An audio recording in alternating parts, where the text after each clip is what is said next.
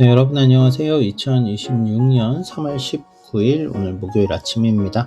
3월도 중반을 넘어갔죠. 오늘도 말씀 속에서 우리가 하루하루 살아내는 은혜의 의미를 찾아내는 그런 시간 되면 좋겠어요.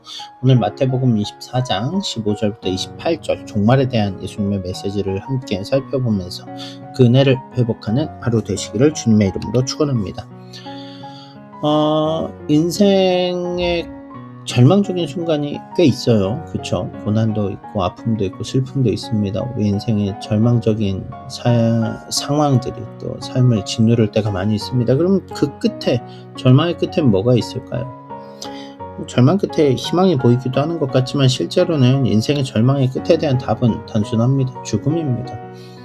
가장 큰 절망이 죽음 아닐까요?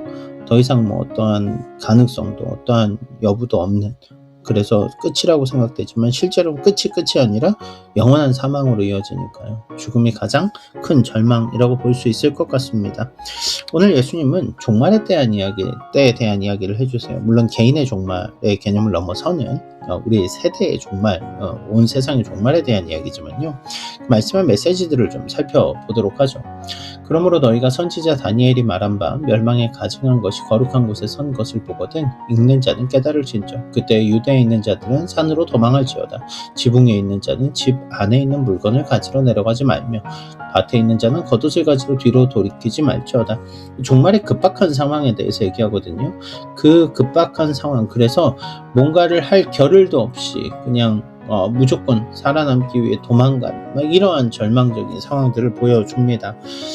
종말의 때 실제로는 기독교가 박해를 받았을 때도 그렇고요, 예루살렘이 멸망했을 때도 그렇고요, 중간기 때 마카비 시대 때도 그렇고요, 또 지금을 살아가면서 아마 종말이 다가오면 우리가 상상할 수 없는 고난의 때들을 보게 되겠죠. 그 가운데서 우리는 말씀의 의미들을 좀 깊이 고민해 볼 필요가 있을 것 같아요. 생각해 보세요. 그러면 사람들이 너희에게 말하되 보라 그리스도가 광야에 있다 하여도 나가지 말고 보라 골방에 있다 하여도 믿지 말라.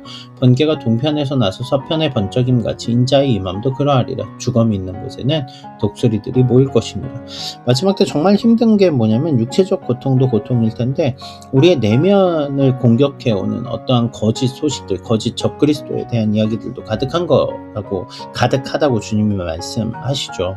그런데 그 중에서 인자의 임함을 예수님이 설명해 주시는 거예요. 주님이 반드시 오실 거라는 거죠.